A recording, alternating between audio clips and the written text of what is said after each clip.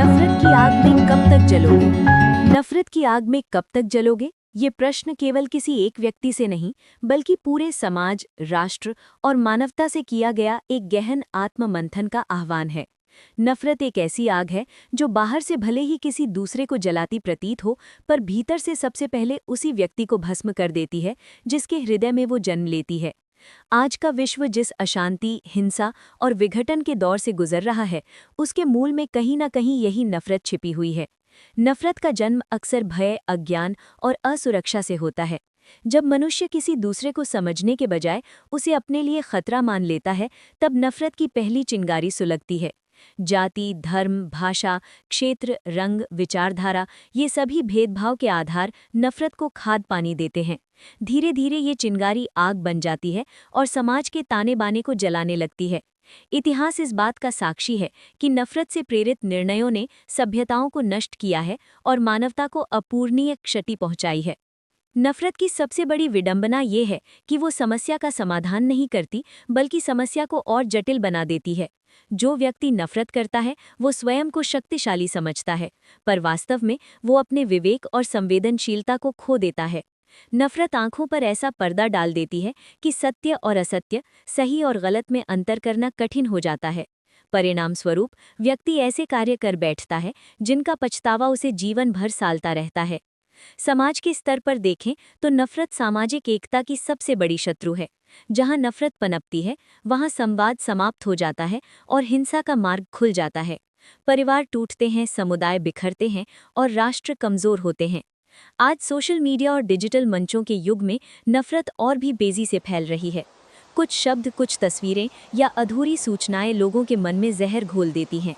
बिना सोचे समझे साझा की गई नफरत भरी बातें आग में घी का काम करती हैं।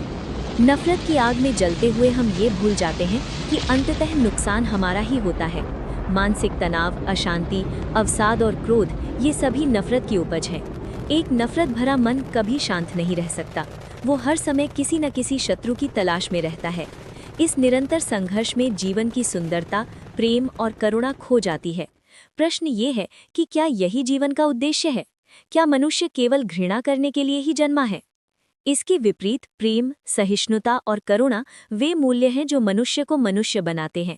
प्रेम कोई कमजोरी नहीं, बल्कि सबसे बड़ी शक्ति है। इतिहास में जिन लोगों ने नफरत के बदले प्रेम का मार्ग चुना, उन्होंने स्थायी परिवर्तन किए। महात्मा गांधी का अहिंसा और प्रेम का सिद्धांत इसका श्रेष्ठ उदाहरण है। उन्होंने दिखाया कि नफरत के सामने झुकना नहीं, बल्कि उसे प्रेम से पराजित करना ही सच्ची विजय है। सहिष्णुता का अर्थ ये नहीं कि हम अन्याय को स्वीकार कर लें, बल्कि इसका अर्थ है असहमति के बावजूद संवाद बनाए रखना। जब हम सुनना सीखते हैं, तब समझ विकसित होती है। समझ से सम्मान और सम्मान से शांति का जन्म होता है। यदि हम अपने मतभेदों को नफरत का कारण बनाने के बजाय सीखने का अवसर माने, तो समाज कहीं अधिक समृद्ध और सशक्त बन सकता है। युवाओं की भूमिका यहाँ विशेष रूप से महत्वपूर्ण है। युवा वर्ग ही समाज की दिशा तय करता है। यदि युवा नफरत के रास्ते पर चलेंगे तो भविष्य अंधकारमय होगा, पर यदि वे प्रेम, तर्क और मानवीय मूल्यों को अपनाएंगे तो एक बेहतर विश्व का निर्माण संभव है। शिक्षा का उद्देश्य भी यही होना चाहिए कि वो केवल जानकारी न दे, बल्कि संवेदनशील और जिम्मेदार नागरिक तैयार करे। अंततः नफरत की आग में कब तक जलोगे, ये प्रश्न हमें आत्मचिंतन के लिए विवश करता है। हमें स्वयं से पूछना चाहिए कि क्या हमारी सोच, हमारे शब्द और हमारे कर्म किसी को जोड़ रहे हैं या तोड़ रहे हैं? क्या हम समस्या का हिस्सा हैं या समाधान का? नफरत को छोड़ना आसान नहीं, पर असंभव भी नहीं। ये एक सचेत निर्णय है जिसे हर व्यक्ति अपने भीतर ले सकता है। जब हम नफरत की आग से बाहर निकलते हैं, तभी शांति की शीतल छाया मिलती है।